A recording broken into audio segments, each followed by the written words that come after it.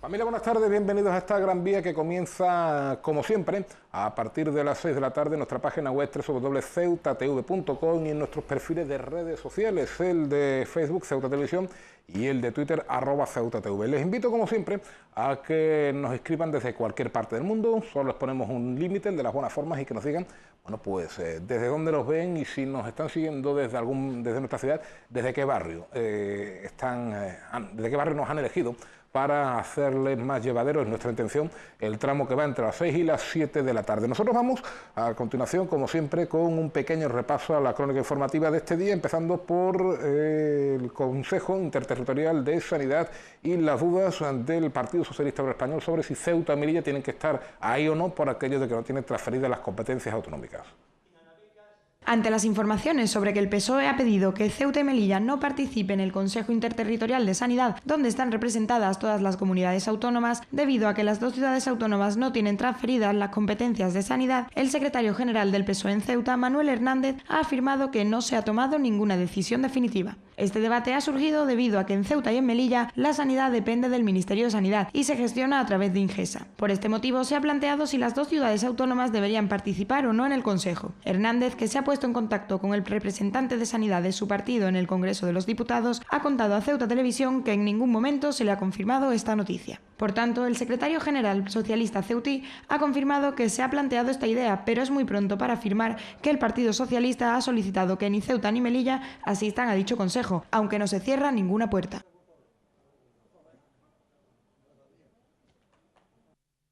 Seguimos y vamos con la gran cita cultural de Ceuta de aquí a final de año, como es el 31º Congreso Nacional de Fotografía que tiene lugar en nuestra ciudad. Mañana la gran gala de los premios nacionales de esta modalidad.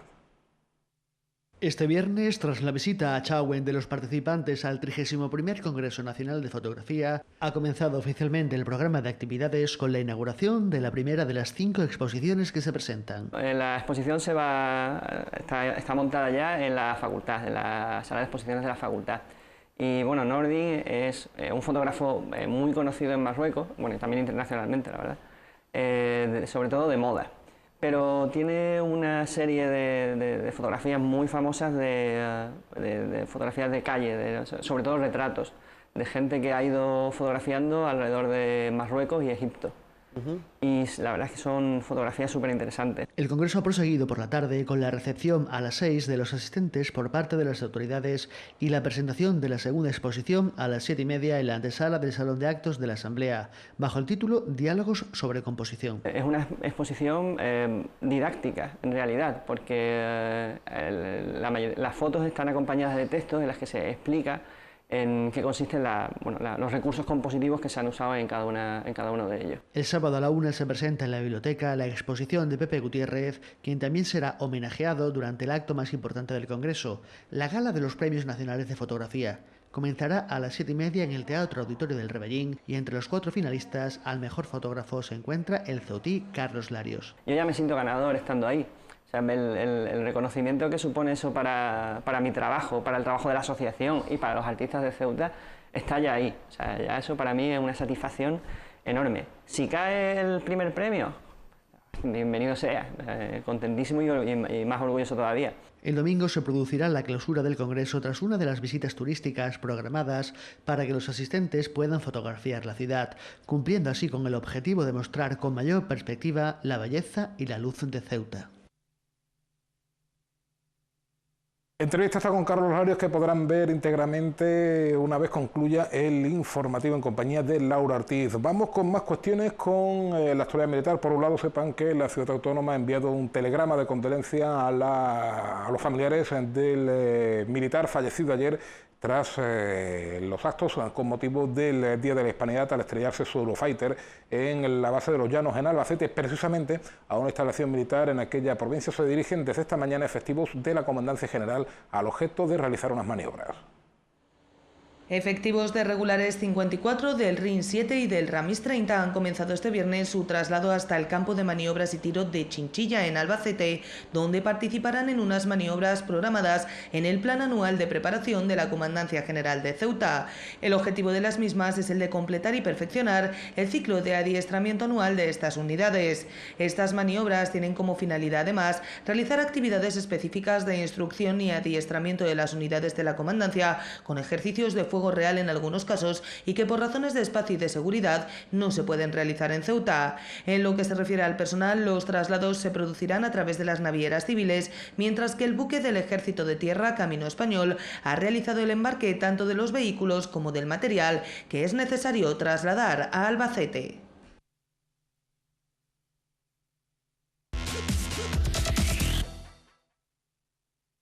Y vamos, como siempre hasta ahora, con el repaso de lo más destacado de la actualidad en este momento, 6 y casi 10 minutos de la tarde. Carta abierta de un mozo al ministro de Interior: nos sentimos secuestrados. Es una de las informaciones que ahora mismo tiene en su portada el diario El País. Diario El Mundo: Puigdemont mantiene contactos con Junts pel Sí y la CUP para abordar la respuesta a Rajoy. Diario El Foro de Ceuta: los juzgados han tramitado 23 diligencias previas por casos de ocupas. El Pueblo de Ceuta: los padres de alumnos sin beca comedor piden una alternativa para sus hijos.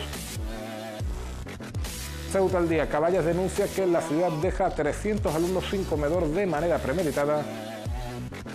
La Verdad de Ceuta: el PSOE presenta en el Congreso una proposición no de ley sobre precariedad en la seguridad privada. Temperaturas: la mínima de 20, la máxima de 24, con vientos de levante y cielos parcialmente cubiertos. Este que ven es el número versado en el sorteo de la Cruz Roja de este 13 de octubre, 181-181. Teléfonos de interés: el 112, el de emergencias, el 900-018-018 de lucha contra el acoso escolar y el 016, el de lucha contra el maltrato. Bien, pues vamos a hacer un pequeño alto en el camino y enseguida vamos a recorrer parte de la historia reciente de nuestra ciudad en tren.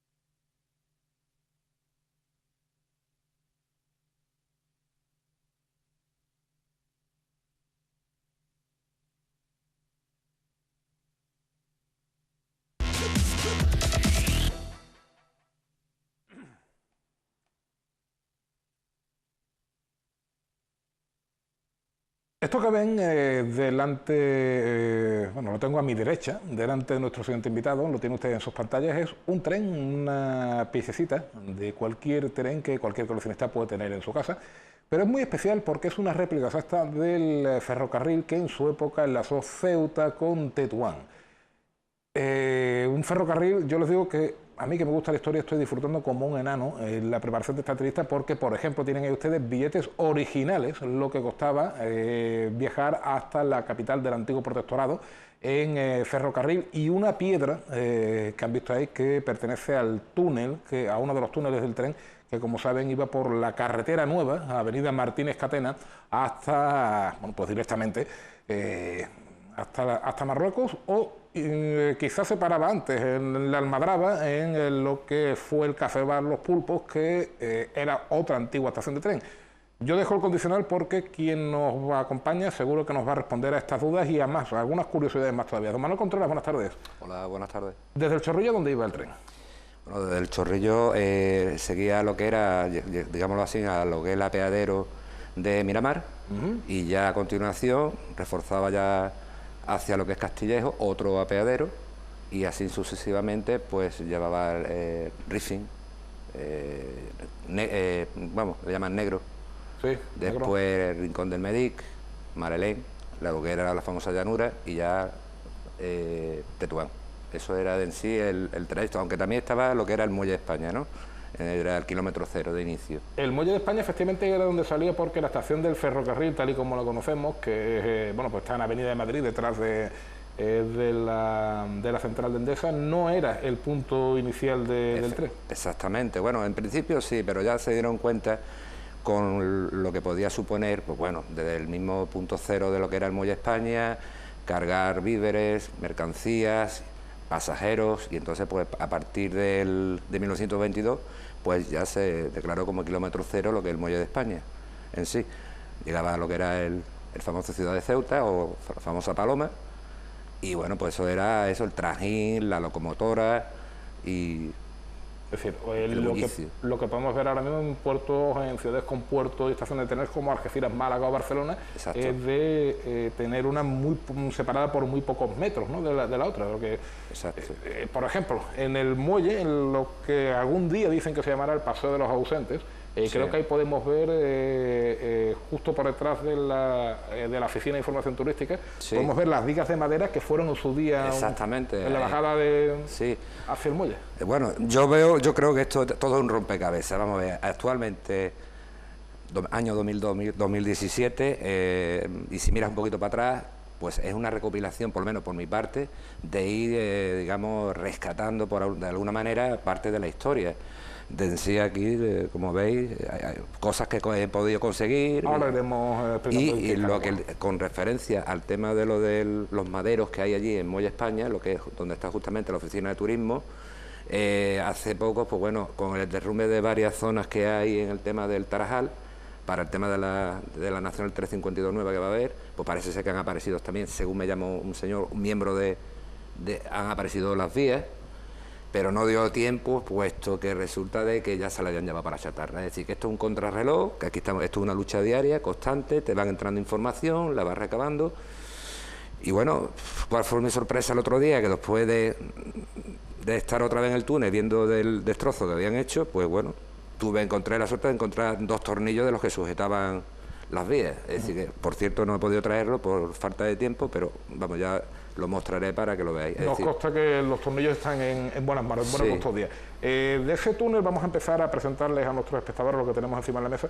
Por ejemplo, es esta piedra, porque muchos dirán, bueno, estamos hablando de un tren antiguo, pero es que tienen ustedes un pedazo de piedra aquí en la mesa. Bueno, pues esta piedra, que pesa lo suyo, la verdad que pesa. Es una piedra original de... Esto es parte de lo que es el arco del túnel, del que precisamente se ha sido demolido. Ha sido una lucha un poquito, digamos, contrarreloj, y bueno, pues es una forma de tener un pequeño recuerdo, si algún día tenemos el museo, que lucharemos por ello, para que se sepa el tipo de piedra que era, el material en sí, en lo que era construido, que por cierto tengo información, aunque aparentemente es de las canteras de Benzú, no lo tengo tampoco muy seguro, puesto que el balastro, lo que era, digamos así, lo que va, digamos, el terreno que va de balastro de piedra junto a las maderas vías, es de unas canteras cercanas a Marruecos. Entonces tengo mis pequeñas sospechas de que esto no es de la cantera de Denzú, pero lo dejaré ahí. Bien, pues para mí esto, aunque pueda parecer para alguien una piedra, para mí tiene esta historia. No, por supuesto. Porque esto es una piedra en sí que ha formado parte de una historia. Una historia, pues han pasado personajes por ese túnel, historias particulares, anécdotas, y bueno, pues he querido traerla para mostraros que se podía haber hecho algo más que dejarlo demolido. Realmente una pena, porque a mí pues tenía muchas ideas de darle utilidades pues a este túnel, a este arco, aunque en principio se hubiera desmontado por falta de tiempo por la obra, pero bueno, se hubiera reconstruido poco a poco en un sitio determinado como podía haber sido la estación que tenemos de Ceuta. Personajes. Bueno, a fin de cuentas la historia de la humanidad se escribe en piedras, ¿no? Porque, Sí. no sé, piensen ustedes cualquier monumento del mundo, la Sagrada Familia, el Vaticano, la Estatua de Libertad, a fin de cuentas son piedras. Exactamente. Sobre lo que está levantando las cosas es la manera de moldearlo, claro está, de la forma. Me dices que muchos personajes utilizaron célebres, por supuesto, el ferrocarril entre Ceuta y Tetuán. Uno de ellos es posiblemente el pintor más famoso que haya pasado jamás por estos lares, que era don Mariano Bertucci, que creo que lo utilizaba precisamente para cortar distancias entre encargo y encargo, ¿no? Efectivamente, más teniendo su domicilio, parte estuvo en Ceuta, pero bueno, ya se trasladó allí a lo que es Tetuán, donde ya abarcó allí su academia de pintura. Y bueno, soy un máximo seguidor de este hombre, me gusta su pintura, su calidad, su forma. Además, soy aficionado a pintar, por lo cual capto perfectamente, digamos, esos coloridos, ese color, esa alegría. De hecho, ahí traigo una pequeña representación de la famosa locomotora Alco, que fue una de sus favoritas a la hora de pintar. Bueno, tenemos efectivamente una representación de Mariano Bertucci, ya nos gustaría tener un original, ¿verdad? Pero nosotros podemos mostrar esta fotografía en blanco y negro, en la que, como es habitual en él, pues se refleja, porque aquí se ven, bueno, pues personas ataviados con los trajes típicos marroquíes, la señora con la burra, el perro, en fin, ese choque entre modernidad y el mundo agrario, ¿verdad?, que tuvo que suponer el ferrocarril de hace casi 100 años entre Ceuta y Tetuán. Otra de las cosas que tengo aquí, o que ha traído Manuel Contreras, mejor dicho, es un antiguo mapa ferroviario del protectorado entre Ceuta y... ¿Entre Ceuta y qué parte? Sí, bueno, sí, el enlace es Tetuán, pero ya después hubo unos 11 kilómetros, que esto fue de un enlace hasta la UCI, militar, ¿no? Lo mostramos a cámara, es decir, ven ustedes aquí el enlace entre Ceuta y Tetuán, y después creo que hay aquí alguna desviación hacia Río Martí, Cabo Nazarí. Sí, bueno, porque es que en principio, o el trayecto en sí, mientras se construía el destino, que era Tetuán, fue hasta Río Martín. Es decir, esto es lo máximo que llegaba. Ya, lógicamente, quedó desfasado de Río Martín, y ya fue el enlace que tenemos la ruta que antes descrito, que era Rincón del Medí, Malelén y Tetuán. El tramo ese de 11 kilómetros, que se utilizó como zona para avituallamiento militar, en lo que era la Guerra de África, y ya después se intentó un proyecto de enlazar lo que es Xagüen. Cosas que, bueno, pues según las investigaciones e indagaciones, por muchas huertas que le estaba mirando, no se llegó a realizar. De hecho, el nieto de don Mariano Bertucci me escribió el otro día, por cierto, con mucho conocimiento y causa de la línea de ferrocarril, por lo que él ha leído, pero tenía su pequeña duda con relación al tramo de entre Tetuán a Xagüen. Efectivamente, se llegó a terminar, sí se proyectó y se terminó parte, pero no llegó a funcionar de lo que es la parte hasta Cilén, o Cinex. Pero el tramo hasta eso no ha sido. Primero por la orografía geográfica, falta de presupuesto, todo esto. Claro, esto me lo describe este señor porque este señor, según su abuelo, resulta que se trasladaba mucho a Xagüen por lo colorista de los colores típicos de Marruecos y le daba mucha inspiración para pintar. Era admirador de ello. Tengo que recordar una cosa, don Mariano Bertucci participó bastante en lo que es la línea ferrocarril Ceuta-Tetuán. De hecho... La cartelería era suya. La cartelería efectivamente era suya, estuvo trabajando, encargado de hacer los horarios de los trenes, hizo aparte aquí lo que se ven estos sellos, pues la mayoría de ellos del protectorado fueron realizados por él, y la verdad que fue participó bastante en lo que es la historia pero vamos, totalmente. De hecho, a él le encantaba pintar la locomotora. Aproximadamente puede haber bastantes cuadros hechos por él con la famosa locomotora Alco. Tenemos ahora en las murallas reales, en su exposición, pues uno que se dedica a la industria, se llama La Industria, y ese pues se ve perfectamente la locomotora. Ese cuadro creo que me corrige alguien si me estoy equivocando, por supuesto, que se puede ver habitualmente siempre en el antiguo salón de actos del Palacio Autonómico. Muchos de ustedes se habrán preguntado cuánto podría valer, ¿verdad?, un billete de tren de Ceuta a Tetuán, línea que desapareció con el protectorado con la desaparición del protectorado de Marruecos, con el nacimiento del Reino de Marruecos, y tenemos la respuesta. ¿Cuánto valía un billete, no sé si simple o preferente, de Ceuta a Tetuán? Bueno, aquí tenemos línea Ceuta a Tetuán, y bueno, aquí pone 0,50 céntimos de peseta, en primera clase, y era pues una parte de, como una especie de provisional, ¿no?, para, digamos, lo que era en sí el billete. Aquí efectivamente tenemos lo que es en primera clase, ordinaria, y a la pregunta, pues bueno, era completo el destino de Ceuta a Tetuán, 7,50, pero vamos, esto estamos hablando que este billete es del año 1942.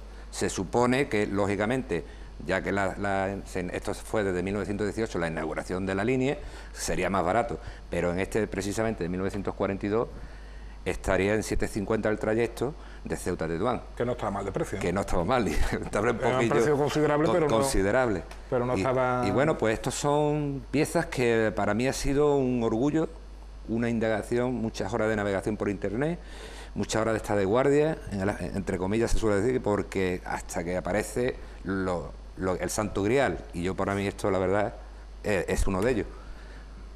O sea, que el año que viene se van a cumplir 100 años de la inauguración de esta línea, que estuvo, no sé si hasta 1956 con el final del protectorado, quizá duró un poco más. Bueno, el protectorado efectivamente acabó en el 56, pero lo que es la línea en sí hasta el 58, en julio del 58.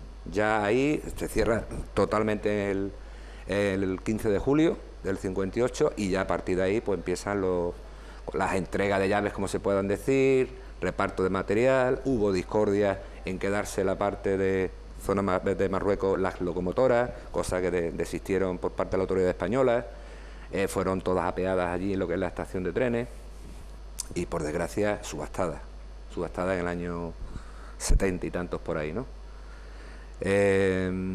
Lo que me has dicho, eso, la verdad, me da mucha lástima. Efectivamente, para el próximo año, si Dios quiere, en 2018, hacemos 100 años de la línea Ceuta-Tetuán. ¿Cómo te lo comes? Pues la verdad, muy desagradablemente, porque me hubiera gustado al principio que la estación ya estuviera terminada, que hubiera sido un detalle, tener ese museo que deseamos todos, para que, bueno, disfrutemos de lo que en sí es la historia, que es bastante, y que puedan ver pues esa locomotora terminada, disfrutar de ello, como en otros puntos de otras provincias de España tienen su pequeña historia, inclusive Melilla también la tiene. Hace poco ha terminado ya, vamos, la locomotora la reconstruyó, y bueno, no es que fuera una locomotora, la verdad era una locomotora más bien para de tira de material, de las famosas minas del Rif. Pero bueno, ahí está, arreglada, reparada. Yo, la verdad, me pregunto, ¿es una verdadera pena?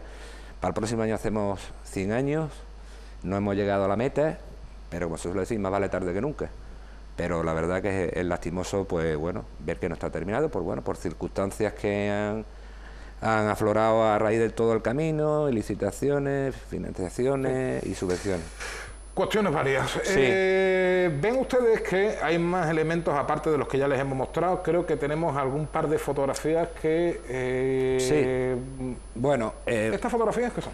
Esta es la locomotora. Bueno, en sí había 6 locomotoras del Alcoa, que fueron las primeros que entraron en servicio, americanas de Estados Unidos. Y bueno, pues una de ellas era la Miramar, estaba la número 1, que era la de Ceuta, esta otra que era la de Castillejo, la Miramar la número 3, y así sucesivamente 6 máquinas, ¿no? A nosotros lo que nos quedó fue que menos mal tuvieron ese detalle de ceder a la ciudad autónoma, al ayuntamiento de aquella época, una de las máquinas, que fue la que se salvó de la quema, en este caso la número 1, la que ponía Ceuta. ¿Qué frecuencia tienen los trenes de Ceuta a Tetuán? ¿Cuántas veces salían al día? Bueno, en principio tenían muy pocas, porque en sí el servicio con más acción era militar, porque claro, estaba la guerra de África, sí. El habituamiento era imprescindible, y en sí el uso era militar. Y bueno, los trayectos pues, podían ser continuos prácticamente, además al salto del tren, como se suele decir, las cávilas atacando, los militares ahí, vamos, como si fuera el oeste, ¿no? Los indios con los americanos, pues un estilo, ¿no? Por eso se decidió, porque es que la línea en sí, al principio se iba a pensar de hacerla en su orografía más, digamos, hacia más lejano al mar, ¿no? Pero viendo las circunstancias bélicas que estaban ocasionando, pues entonces se decidió hacerlo más costeando, ¿no? Y eso fue uno de los puntos, digamos, para más la defensa de la línea, porque era hostigada, era a veces pues rompían vías y todo esto, ¿no? Y era un habituallamiento hacia el Tetuán y lógicamente al resto de puntos, como los trenes eran los coches, como se suele decir, eran de fabricación americana, por lo que me has dicho antes. Sí. Bueno, en principio los vagones no, los vagones, las locomotoras sí, pero los vagones según archivo, me parece que fueron fabricados en España, vamos, que no fueron traídos de Estados Unidos. Por cierto, y además del cajón, del cajón, porque se ven que eran nuevos, que no tenían ahí tenemos por ejemplo, réplica, sí, exactamente. Este precisamente, pues bueno, este era de segunda, lo había de otros que eran un poquito más alargados, que también están mediante fotos, que eran los Costas y eran de primera, y esto era, se puede decir, de segunda y de tercera. Tenían calefacción y era pues más o menos, este en sí es uno de los que pasaba por la línea Ceuta-Tetuán. La locomotora no la he querido traer, bueno, no la he querido traer. Lo he pensado porque quiero que sea una sorpresa. La tengo también, la adquirí, la misma, gracias a una empresa que hay en la península que se dedica a todo tipo de esto de miniaturas. Le facilité los datos y efectivamente me la consiguió, y es la misma. Aparte, bueno, esta es la que tengo aquí, tengo también, pues lógicamente, el resto de vagones, de cargas también de material, las que habían con mercancías, vegetación, palmeras, pasajeros, personal, y bueno, lo que estoy... Sí, es impresionante. Lo que sí, lógicamente, el escenario va a ser una maqueta en condiciones, que me gustaría que con una gran dimensión, en el cual se va a escenificar, digamos, en sí todo, es decir, desde que la locomotora daba la huerta para ponerse otra en dirección hacia el destino, la estación, en miniatura, a escala, que eso hay que hacerlo, y bueno, todo lo que en sí, para que las personas que lleguen al museo pues vean, se hagan una idea en principio de lo que era aquello en principio, que menos que una, como tiene el parque marítimo, en pocas palabras. Quizá en alguna reencarnación de esta veamos restaurada, ¿verdad?, la estación del ferrocarril.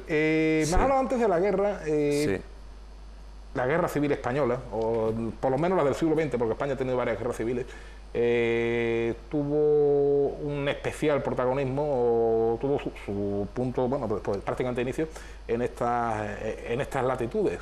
¿Qué papel jugó la estación, el ferrocarril entre Ceuta y Tetuán en la guerra civil entre el 36 y el 39? Bueno, la verdad que fue mal para la línea.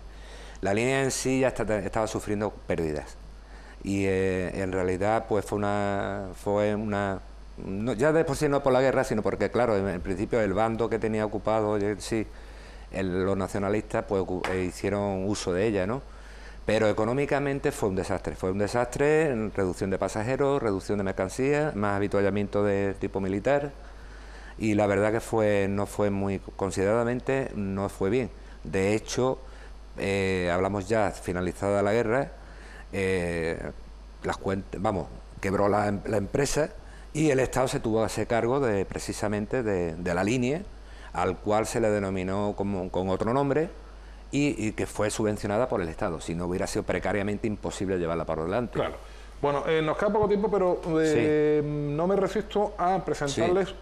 Ahí tenemos un mapa de la red ferroviaria española, en la que en un anexo se incluye el enlace entre Ceuta y Tetuán, concretamente en la derecha de la... Bueno, prácticamente imposible al tiro de cámara, pero en fin, bueno, pues todas las conexiones ferroviarias de nuestro país, y se ve en un lateral la conexión, ¿verdad?, entre Ceuta y Tetuán. Tenemos ahí una guía de teléfonos del protectorado. Aquí incluso figura el antiguo teléfono de don Mariano Bertucci, además de otros personajes. Y Esto tiene Pues, completo. Bueno, esto es una auténtica maravilla. Esto es historia impresionante. pura. Además, era impresionante la de empresas que había en Tetuán, española, vamos. Es que aquí esto, lo que quiere decir que cuando hacemos un tipo de investigación, en este caso de 1949, ¿no? Esto es un chivato de lo que había en 1949. Y aquí te dice pues los horarios de los trenes, los precios, los que vivían allí en el aspecto bastante, y además te pones a leerlo y es curioso, ¿no? Pero busco Mariano Bertucci y aparece, ¿no? Y es ya le digo, es un esto. Este de aquí, ¿no? Bueno, querías ver. Sí. Bueno, esto ya fue el desastre ya. Esto ya es la famosa carretera de Tetuán, que de por sí a la pregunta que me has comentado antes. En la guerra civil, prácticamente a la terminación, también a la pregunta, la línea férrea fue avituallamiento en sí militar, pero en realidad ya estaban funcionando ahí los camiones y ya estaban, y coches, vehículos, y ya estaba dando problemas. Ya esto fue, digamos, ya la punta de lo que hizo de que la línea se fuese ya, que no fuera rentable. Esta fotografía, si alguno de ustedes tiene la costumbre de ir al vecino país, a Marruecos, seguramente la reconozcan, porque a la izquierda, cerca del Negrón, queda la antigua estación del ferrocarril y a la derecha queda el antiguo cuartel de la Legión, el cuartel de Dar Rifien. Sí. Y ya para concluir, tenemos ahí una carta del director de la red. Sí, del director de la línea Ferrocarril Ceuta-Tetuán, el director. No se describe muy bien el nombre, pero vamos, Ferrocarril Ceuta-Tetuán, dirección. La firma, se le entiende, Algo Pérez, se llama este señor, sí. Y el anuario estadístico de la red ferroviaria española es la que, evidentemente, de 1941, otra auténtica joya, concretamente dedicado a la zona del protectorado. Aquí se ve, bueno, pues las tablas de la comparación, las estadísticas, cuánta gente había entrado, cuánta... Bueno, es que precisamente esto ha sido un hallazgo tremendo, porque es que me informa en sí de los pasajeros, de las mercancías, de los tonelajes. Muy bien documentado para la época, en una época tan precaria, en un país que casi salía de que acababa de salir años antes. Totalmente, es un inventario total de la línea en sí, que te da toda la información empleada. Exactamente, sí. Pero no solamente de Ceuta, en la línea, sino la del RIF también de Melilla. Bueno, es un estudio, un anero estadístico, zona del protectorado, norte de África. La verdad que esto yo mismo alucino, porque yo creo que en estas cosas todo es... Si me pregunto cómo empecé con esto... Sí, te voy a preguntar ahora para concluir. La verdad es difícil de explicar, pero yo creo que cuando a algo le prestamos atención y que ponemos un poquito, un granito de arena de nuestra parte, por cierto, tengo que mencionar que por el Facebook, con relación a los miembros que vemos ahora mismo, tengo que aplaudirlos porque cada uno pone también su granito de arena en el tema de la información. Todos los días me van diciendo, oye, pues mira, he visto esto, a ver si esto vale, o esto no sé qué. Oye, pues mi abuelo fue maquinista, el otro fue carbonero. Entonces, ese es un tema también muy interesante que estoy tocando, que es un árbol genealógico del personal. De en sí ya pues tengo bastantes, más de 20 o 30 personas que se dedicaron y son familiares y que todavía están aquí los nietos con esta relación. Bueno, pues el año que viene tenemos el centenario de esa línea Ceuta-Tetuán. Este hombre tiene material, esto es una parte, me consta que tiene material como para 3 exposiciones, tenemos el Museo Rebellín, en fin, ahí lo dejo.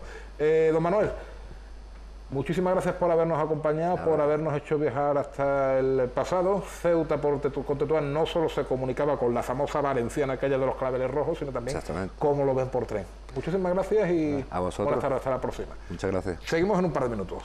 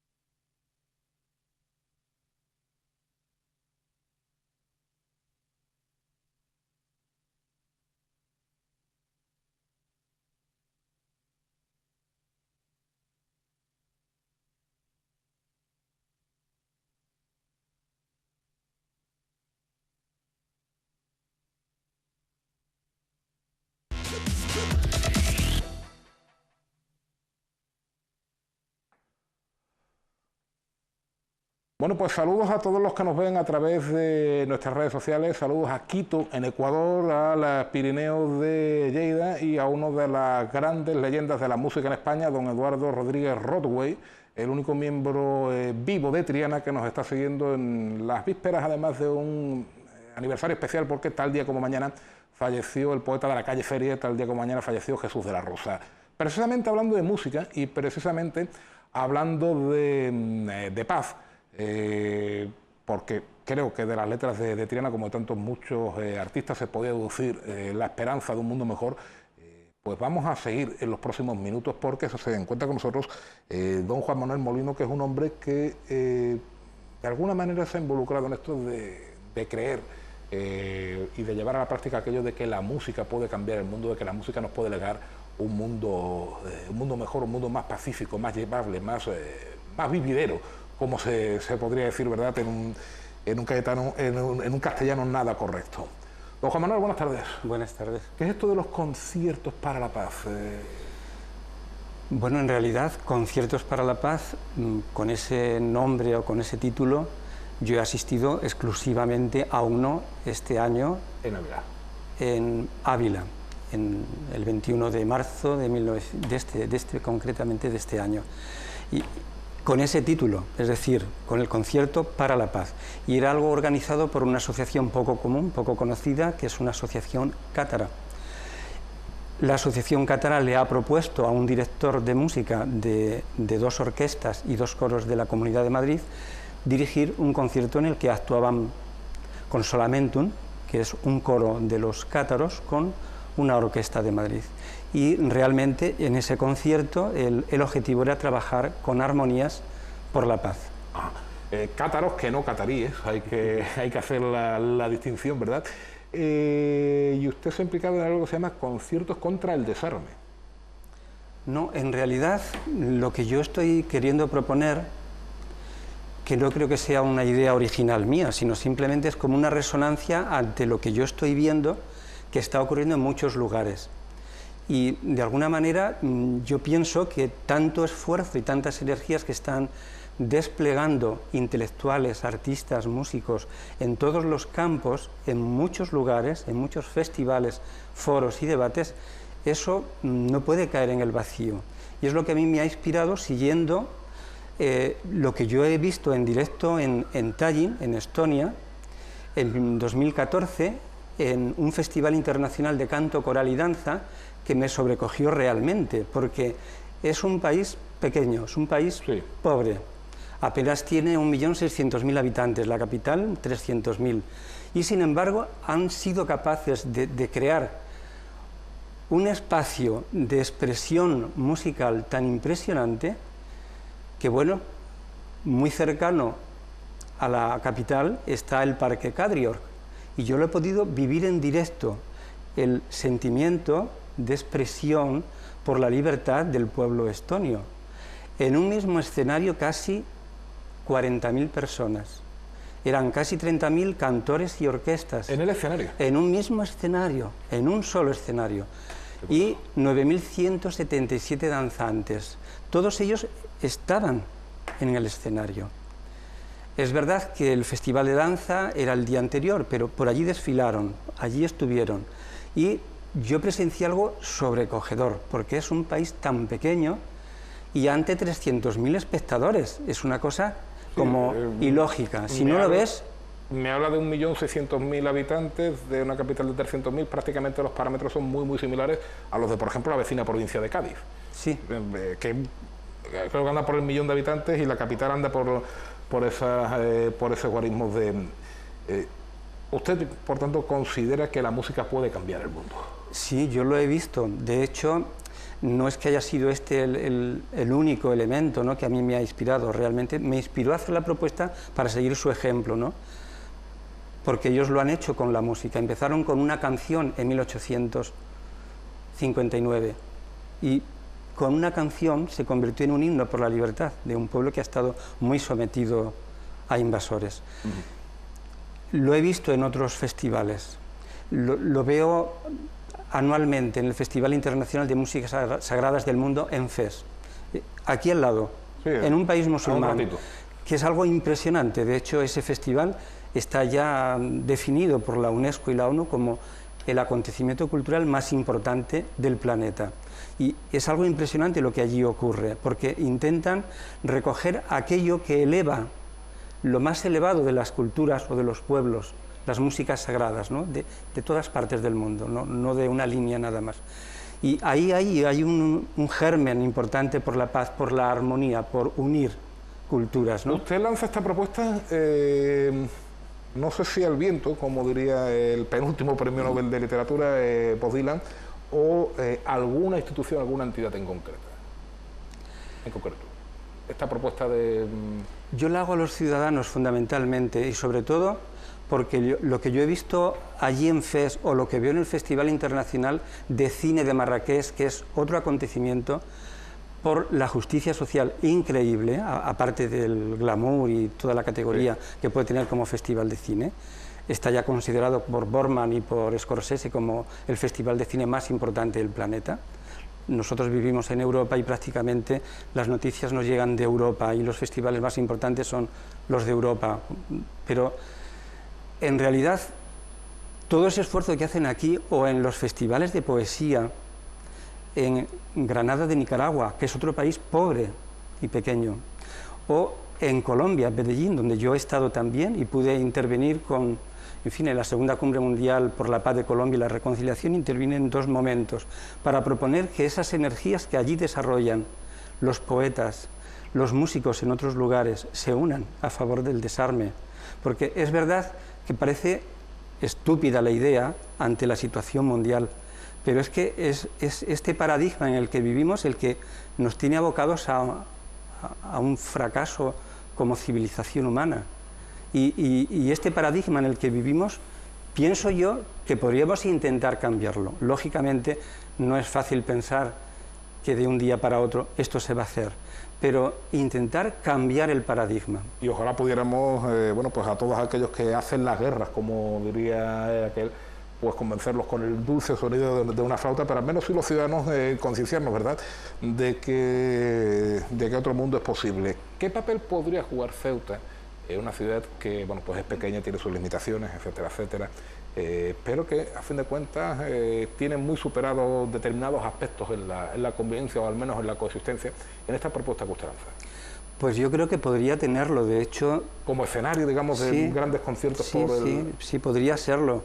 De hecho, hablando con Mabel Deu, como presidenta de la Fundación Premio Convivencia, yo me dirigía ya con el único objetivo de que esta institución tan importante, que está trabajando por personas que de alguna forma están comprometidas por la paz, eso es así, pues que apoyara, que creara una red de apoyo a lo que está ocurriendo en FES, que está muy cerquita. Y bueno, ella me pidió que yo le presentara un proyecto de hacer algo parecido, y se lo presenté.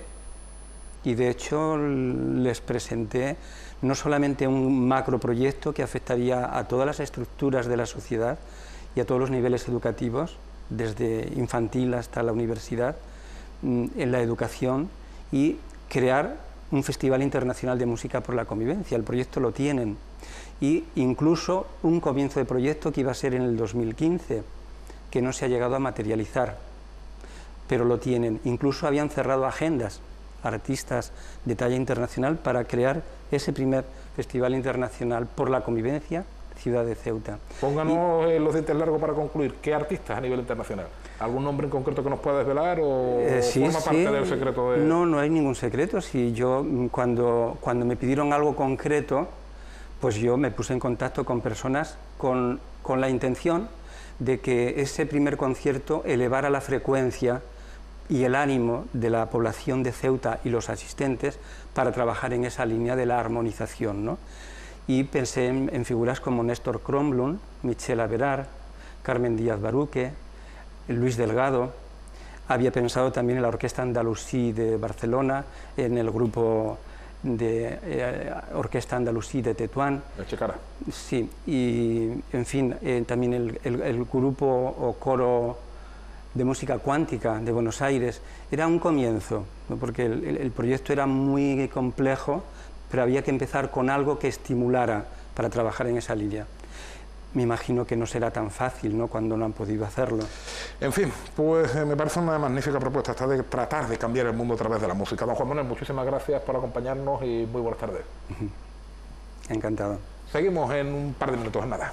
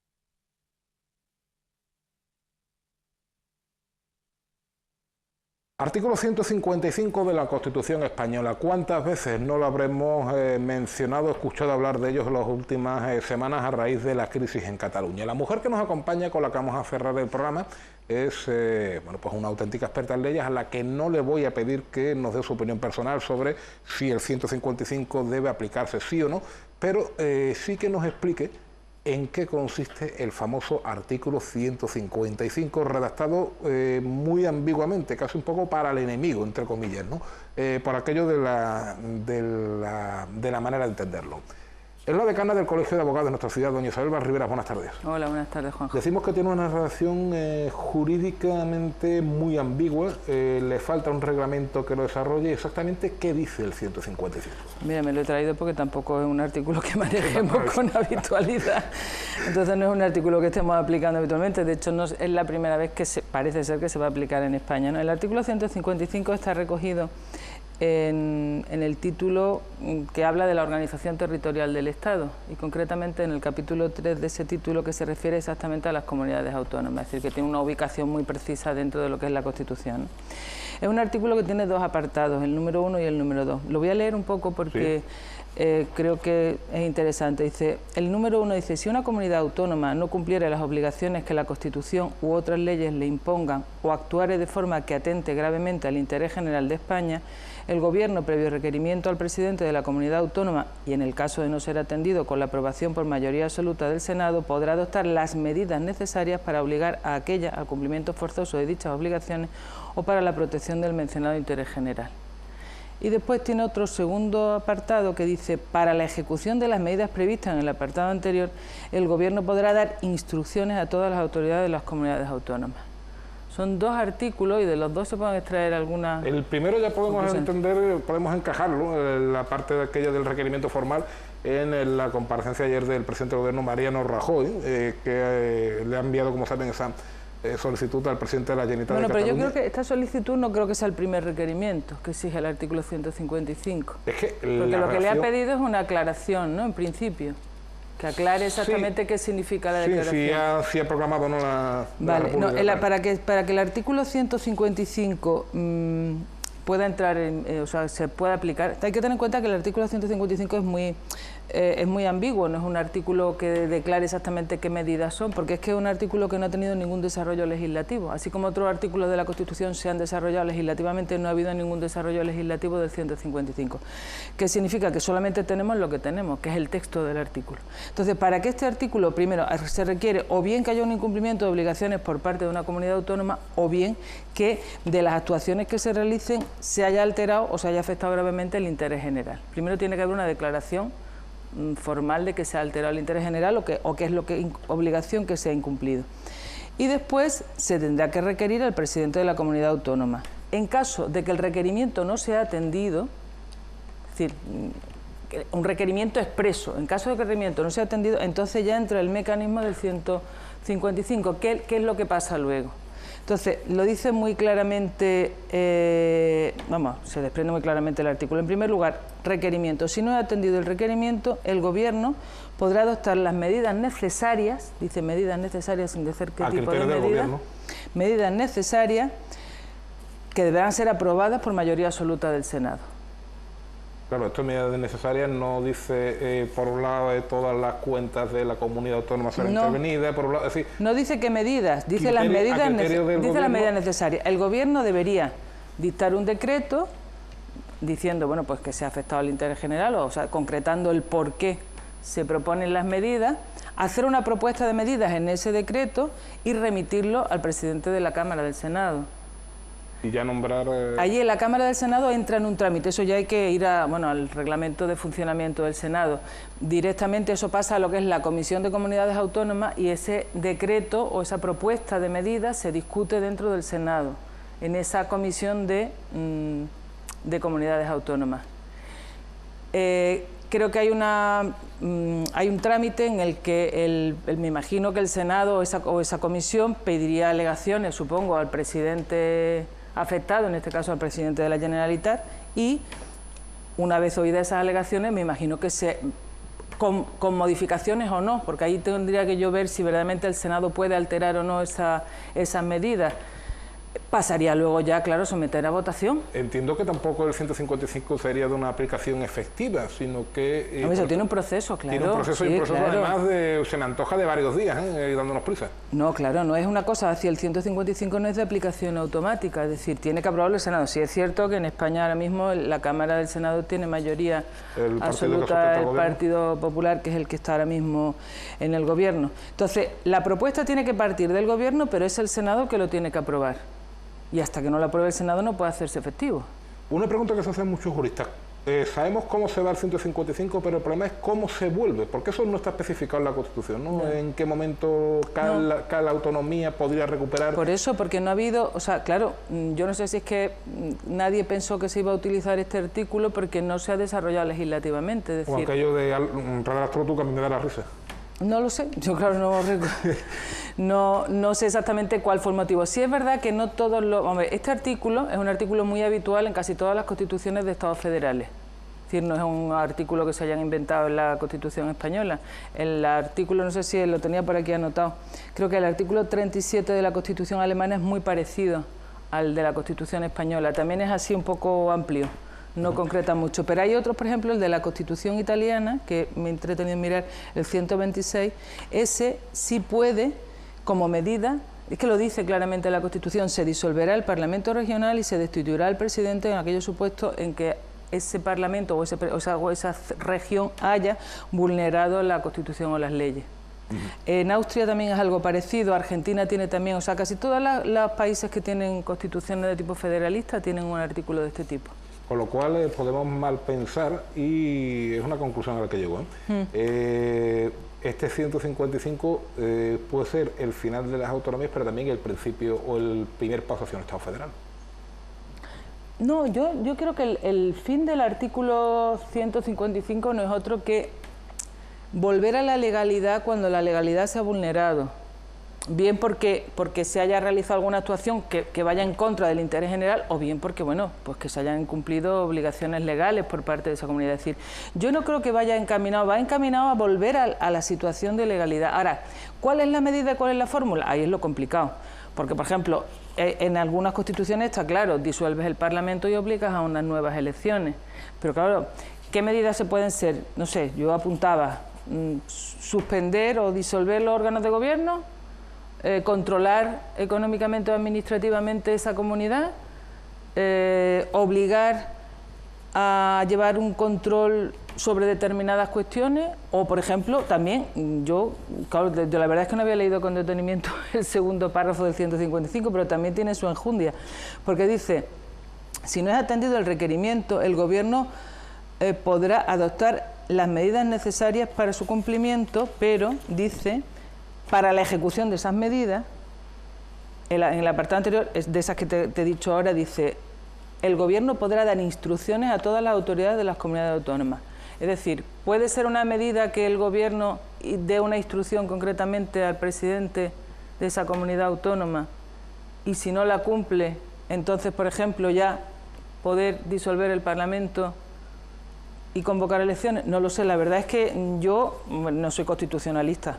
Entonces, claro, al no ser constitucionalista, no sé, me imagino que debe haber muchos estudios de derecho comparado sobre lo que ha pasado en otros países o por qué ha venido la redacción esta, pero es evidente que lo que se pretende es volver a la legalidad si la legalidad se ha infringido. Claro. Un último apunte, porque ya estamos, no es que vayamos mal de tiempo, porque ya estamos fuera, muchos se han visto en redes sociales que Tony Blair decidió suspender la autonomía en el Reino Unido. En el Reino Unido no hay artículo 155 porque directamente lo que no ha habido nunca ha sido Constitución. O sea que de alguna manera funcionan también no solo conduciendo por la izquierda y el resto por la derecha, sino también ahí a su propio modo. Isabel, muchísimas gracias. Nada, gracias a vosotros por invitarme y nada, que espero que haya sido por lo menos para aclarar algunos términos que la verdad está la gente un poquito confundida. Un poquito confusa. Y muchísimas gracias también a todos ustedes por acompañarnos. Les esperamos el próximo lunes, pero no se muevan porque dentro de un ratito la mejor crónica informativa de este viernes 13 de octubre se la cuenta como siempre Laura Ortiz. Sean felices.